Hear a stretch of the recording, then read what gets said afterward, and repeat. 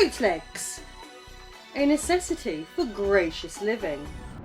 Street Fighter II boasts a plethora of arcade iterations and home adaptations, each with its own story quirks and fascinating nuggets of information. In the 90s, Street Fighter II was omnipresent, permeating every nook and cranny from unassuming fish and chip shops to your local pub with the ugly floral carpet.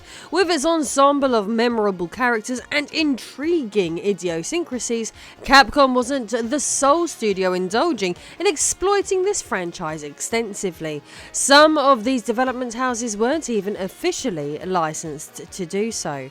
Today we are looking at some dubious efforts for the Sega Mega Drive, including a strange Street Fighter II iteration featuring a roster select screen displaying portraits of an impressive lineup of 18 characters. However, this raises an intriguing query. Who exactly are these peculiar additions? Let's explore that and more today as we look at this shady effort and others, which brought Street Fighter to Sega gamers in a completely unofficial capacity. I am Lady Decade, and these are the illegal Street Fighter 2s for the Sega Mega-Genesis drive.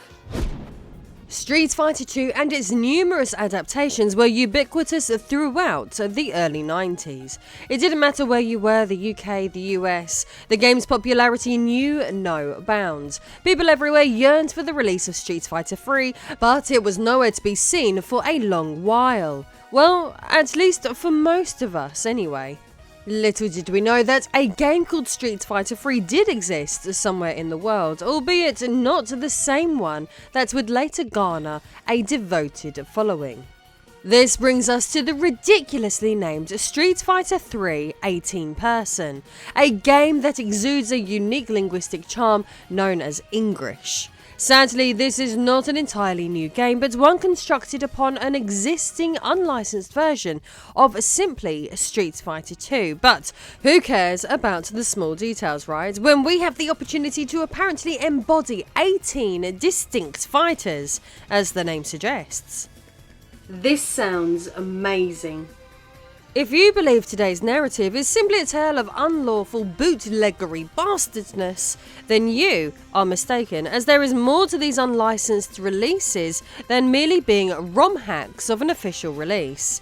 Street Fighter III 18-person and Street Fighter II Turbo are unofficial illegal releases that exhibited remarkable quality for the Sega Mega Drive, but what you may find extremely surprising is that a clear distinction emerges when compared directly to Street Fighter II Special Champion Edition, an officially released game for the same hardware. The unlicensed games showcase a distinct game, differing significantly from the officially sanctioned edition. It is essential to acknowledge that these are indeed completely separately built games. While it would be fun to believe that a group of bootleggers went to extraordinary measures to develop their renditions of Street Fighter II, complete with original graphics, music arrangements and additional elements, it would seem that there is more to this story than that. But before we can even discuss 18-persons properly, to comprehend the absurdity, let's delve into the nonsensical realm of the illegal 2 Turbo game. Although it disguises itself under the Turbo label, this version lacks any semblance of turbo speed and operates at a normal pace. Instead, it resembles a modified rendition of the arcade game Street Fighter II Champion Edition, the inaugural update to the original Street Fighter II game. This update features adjustments to move mechanics and allowed players to assume control of the 4 boss characters. So, what was this bootleg all about? To add intrigue to the narrative, just before releasing the highly anticipated Special Champion Edition on the Mega Drive, Capcom abandoned another Street Fighter II game that a third-party development team had been working on under their guidance. The unreleased game build garnered remarkable praise in the United States, as numerous individuals claimed it to surpass the Super Nintendo edition of Street Fighter II. Among those greatly impressed by the Mega Drive version of Champion Edition was Joe Morici, the head of consumer games at Capcom USA. Morici asserts that he was pivotal in persuading Capcom to endorse the Genesis platform, frequently travelling to Japan to convince them of its merit. So if this game is as good as those who played it claimed it was, then why was there no official release? Although the game received a positive reception in the United States, Japanese publications expressed considerably more criticism regarding the upcoming release. Their main point of contention revolved around the black border at the top of the screen, a matter that, in my perspective, can be considered minor. But you know what many of these computer geeks can be like. It should be noted that this particular element was absent in the Super Famicom version of Street Fighter 2, which contributed to the dissatisfaction expressed by Japanese critics. You could say that the black borders were mega driving them crazy. During an interview with Polygon, Akira Nishitani, the designer of Street Fighter 2, expressed his lack of enthusiasm towards the third-party Genesis game, stating, "I remember when the Genesis version first came in. I checked out the ROM and I basically said, this is terrible, ditch the whole thing." Wow, harsh. Joe Morici was incredibly frustrated by the situation. Based on his personal experience, he believed the game was of good quality and had the potential to be successful in the retail market. It seemed to him that Capcom's decision to invest resources in developing a new version of Street Fighter 2 was a wasteful use of funds, especially given his perception that Capcom of Japan did not adequately acknowledge the competitive threat posed by Mortal Kombat. He would tell them, "If we don't release it, and we release it against Mortal Kombat in the fall, we're going to be in trouble. You guys don't understand what the power of Mortal Kombat is. They're outspending us, outmarketing us with a much different game than Street Fighter. It's not really cartoon characters like Street Fighter, it's more realistic. We should release the game now. We'll have 4 months ahead of Mortal Kombat. We'll get to market first. We'll kill them." Despite his advice, Capcom of Japan disregarded it and developed a revised edition of Street Fighter 2, ultimately dubbed Special Champion Edition. Although this internally produced iteration of the game achieved respectable sales, as predicted by Morici, Mortal Kombat for SEGA-GENESIS would outsell it by a significant margin. What is it about these Japanese companies where they do not listen to their American staff about an American audience? I don't get it.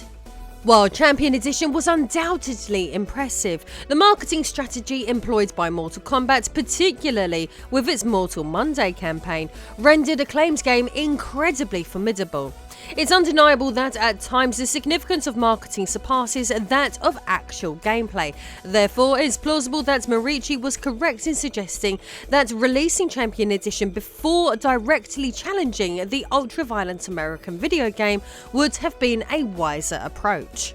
The lost Champion Edition for the Mega Drive gradually disappeared from people's memories for several years. However, in 1994, an unauthorized rendition of Street Fighter 2 emerged in the market specifically designed for the hardware, the aforementioned illegal Street Fighter 2 Turbo. As mentioned in this video, the game's exceptional quality surpasses expectations for a bootleg, prompting many to speculate that the bootleggers obtained the elusive Unreleased Champion Edition, made modifications and released it independently. This story aligns in various aspects, as numerous magazine screenshots showcasing the Champion Edition and the Turbo gameplay exhibit strikingly similar sprite animations and backgrounds. Nevertheless, several crucial elements diminish the significance of this theory. For instance, the game possesses its own turbo starting screen and notably the elimination of the black bar at the top of the screen.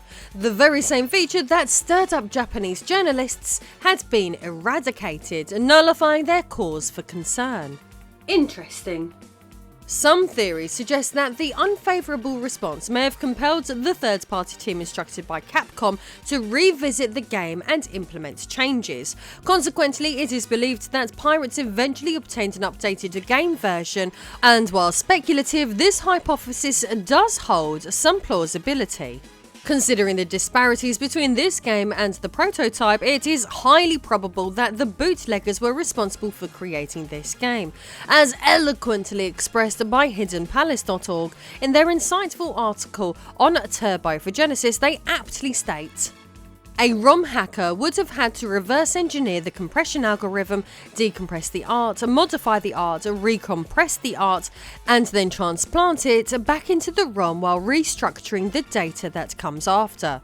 This would take a lot of time even today with the knowledge and tools we have to work with, so it would have been next to implausible in 1994.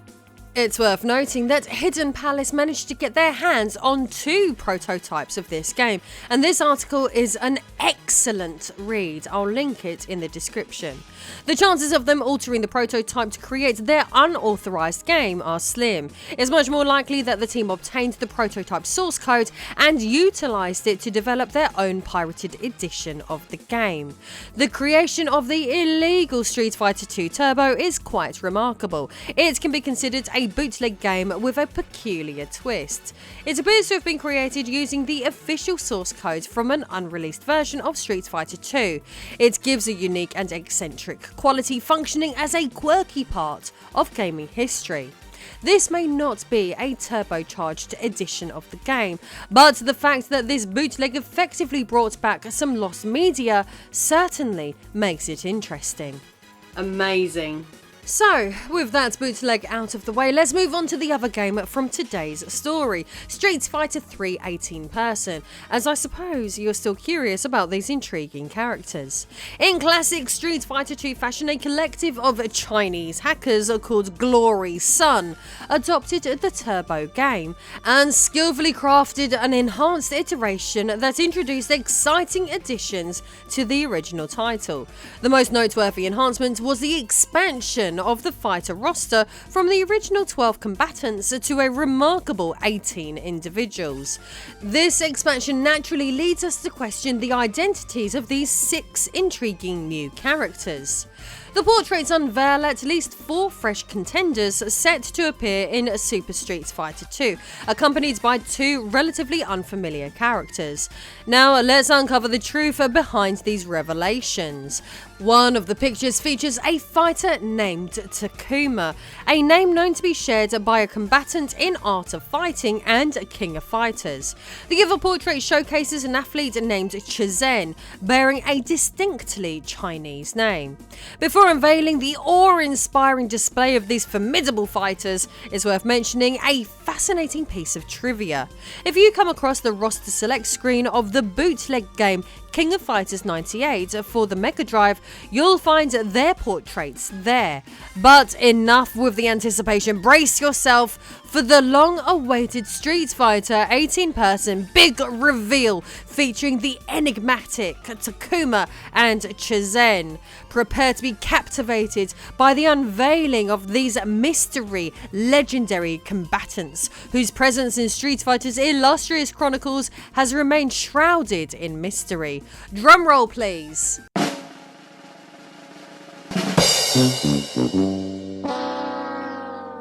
The portraits may be impressive, but it's evident that Takuma and Chizen are mere carbon copies of Ryu and Ken. In truth, all 4 of these newcomers are nothing more than palette swaps of existing Street Fighter II characters, exposing the deceitful claims made by the Chinese pirates. Instead of the promised 18 unique individuals, we are left with only 12 playable fighters, mirroring the selection from previous iterations.